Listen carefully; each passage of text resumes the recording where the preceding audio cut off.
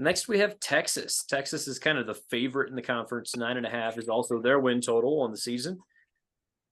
Ashton, this is actually like a pretty talented team. If you're going through the roster, okay, you got. Go ahead, Ashton. Okay, just hear me out. Hear me out on this one.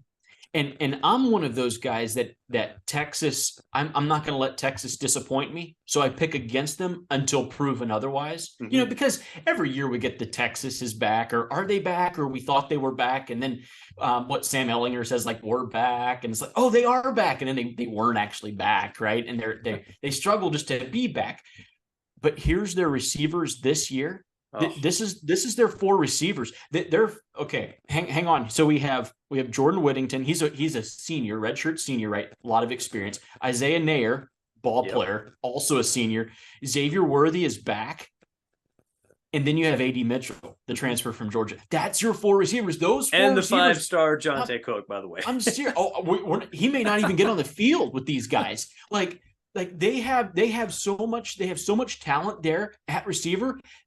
We view Ohio State as like kind of that's wide receiver U, and they have the best receiver room. I'm serious. Texas can go with anybody, and if this receiver room was say it was in LSU, or say this receiver room was at USC, like we would call this like it would be they have multiple players here that could win a Blitnikoff this year. Like they do. They have multiple players that could do it.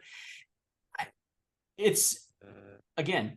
I'm not on the whole Texas is back thing, but I'm just saying the receivers are so dang good. Like that is so good there. And by the way, Sark knows how to use these guys. Sark is like, it's going to work. Like it's going to work. They're going to score points. It's going to happen for Texas this year on offense.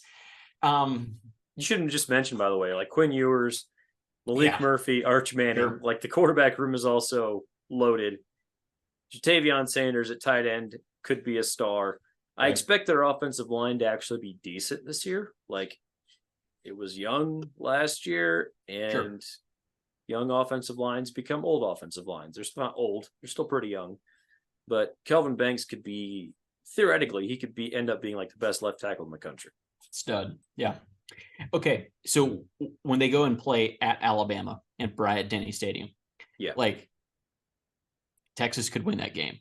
Texas could win that game. And just so we know, if Texas does win that game, all bets are off. Like Texas will be back. Do you have them as a playoff team or no? Because I'm like, or I have the over. I guess I'll just go ahead and say I have Texas. I have them going over 9.5. It means they go 10-2 or better, like probably better. I mean, who are they going to lose to on this schedule? If they get Alabama, if they beat Alabama, like you like them to beat the rest of the teams there. So yeah, I'm going over. Like, I don't know what you want me to say here. I'm going over. I'm also going over. I actually do think it's a pretty tough schedule. You mentioned going to Alabama, obviously. Sure. I would have them a notch below. Like I do think that they are probably going to lose to Alabama. And then there's a few other interesting games. Thankfully for them, they get Kansas State at home. They have to go to TCU. They get Texas Tech at home. Yeah. Oklahoma, of course. Who knows what Baylor might be this year. I think they're clearly the best team in the Big 12. I would not be shocked if they went 11-1. I would probably pick them to go 10-2 because it's still Texas. That part scares me. They're constantly disappointing. To me, Texas disappointing this year could be 10-2 instead of 12-0.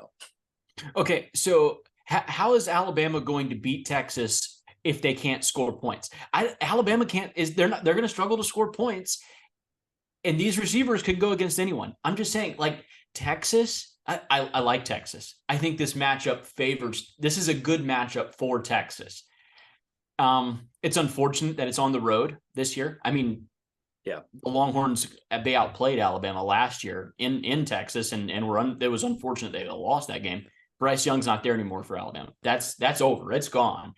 And I don't think that Tyler Buckner or whoever they decide to trot out is going to be able to go with Quinn Ewers and these receivers. So yeah,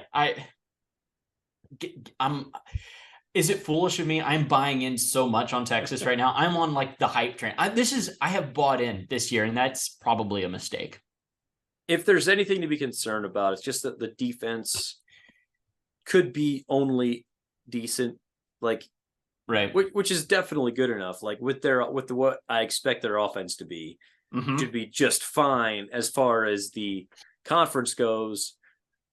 Alabama has a vastly better defense, I think, than Texas this year, and that's that would be the reason I'm not looking at Texas as actually making the playoff. I could see it; it could happen. I'm not picking that. Is that fair? Fair. Texas also brought in the number 3 recruiting class, the 4 5-star commits. You mentioned Arch Manning. You mentioned Jonte Cook, who, 5-star receiver who like is going to legit struggle to get on the field with these guys because they have so many really good ones. They'll find a spot for him, but the talent is wild. This has like sneaky 2019 LSU vibes to me right now. And maybe this is me just drinking maybe just too much of the Kool-Aid. That's fine.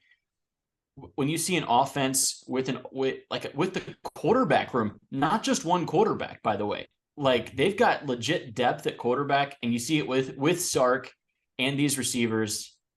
Yeah, I'm bought in. I'm bought in. You can't buy any more Texas stock because I currently own all of it. So.